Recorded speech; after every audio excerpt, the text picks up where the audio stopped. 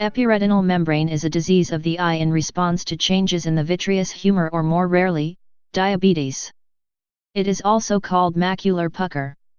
Sometimes, as a result of immune system response to protect the retina, cells converge in the macular area as the vitreous ages and pulls away in posterior vitreous detachment, PVD.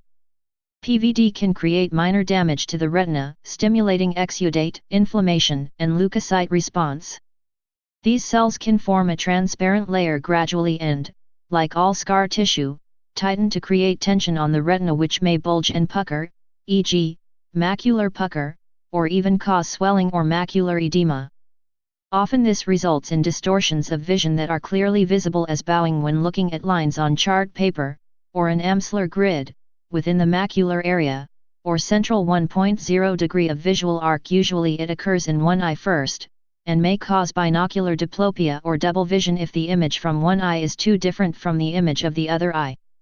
The distortions can make objects look different in size, usually larger equals macropsia, especially in the central portion of the visual field, creating a localized or field-dependent anisoconia that cannot be fully corrected optically with glasses. Partial correction often improves the binocular vision considerably though. In the young, under 50 years of age, these cells occasionally pull free and disintegrate on their own, but in the majority of sufferers, over 60 years of age, the condition is permanent. The underlying photoreceptor cells, rod cells, and cone cells, are usually not damaged unless the membrane becomes quite thick and hard, so usually there is no macular degeneration. Cause. The source of the cells in epiretinal membranes, ERM, has been found to comprise glial cells, retinal pigment epithelial, RPE, cells, macrophages, fibrocytes, and collagen cells. These cells are found in varying proportions. Those from retinal breaks, previous retinal detachments, or cryopexy are composed mainly of dispersed RPE cells, while cells of glial origin predominate in idiopathic pathology. Laminocytes are the fundamental cell type in idiopathic ERMs. These cells are frequently found in small and dispersed numbers in eyes containing a PVD. The presence of retinal pigment cells in variable indicates proliferative retinopathy and is only seen in association with a retinal detachment or tear. The incidence of associated PVD range from 75 to 93%, and PVD is present in virtually all eyes with retinal breaks or retinal detachments and subsequent ERM formation. PVD can lead to retinal breaks that may liberate RPE cells that initiate membrane formation. Small breaks in the internal limiting membrane, ILM, after PVD also may provide retinal astrocytes access to the vitreous cavity, where they may subsequently proliferate.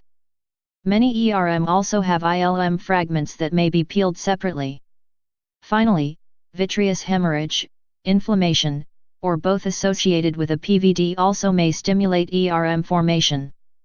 Both sexes appear to be affected equally frequently. Prevention. There is no good evidence for any preventive actions, since it appears this is a natural response to aging changes in the vitreous. Posterior vitreous detachment, PVD, has been estimated to occur in over 75% of the population over age 65, that PVD is essentially a harmless condition, although with some disturbing symptoms, and that it does not normally threaten sight. However, since epiretinal membrane appears to be a protective response to PVD, where inflammation, exudative fluid, and scar tissue is formed, it is possible that NSAIDs may reduce the inflammation response. Usually there are flashing light experiences and the emergence of floaters in the eye that herald changes in the vitreous before the epiretinal membrane forms. Treatment. Surgeons can remove or peel the membrane through the sclera and improve vision by 2 or more Snellen lines. Usually the vitreous is replaced at the same time with clear, BSS, fluid, in a vitrectomy. Surgery is not usually recommended unless the distortions are severe enough to interfere with daily living, since there are the usual hazards of surgery, infections, and a possibility of retinal detachment. More common complications are high intraocular pressure, bleeding in the eye, and cataracts, which are the most frequent complication of vitrectomy surgery. Many patients will develop a cataract within the first few years after surgery. In fact, the visual distortions and diplopia created by cataracts may sometimes be confused with epiretinal membrane. Epidemiology. This ocular pathology was first described by Iwanov in 1865, and it has been shown to occur in about 7% of the population. It can occur more frequently in the older population, with post-mortem studies showing it in 2% of those aged 50 years and 20% in those aged 75 years. References in popular culture. In 1996, Spalding Gray, June 5, 1941 ca. January 10, 2004, an American actor, screenwriter, and playwright, released Gray's Anatomy, a film monologue describing his experiences dealing with a macular pucker and his decision to undergo surgery. In the 2011 film Paul, Ruth had epiretinal membrane complicated by macular edema in her left vitreous cavity. Please subscribe and thanks for watching.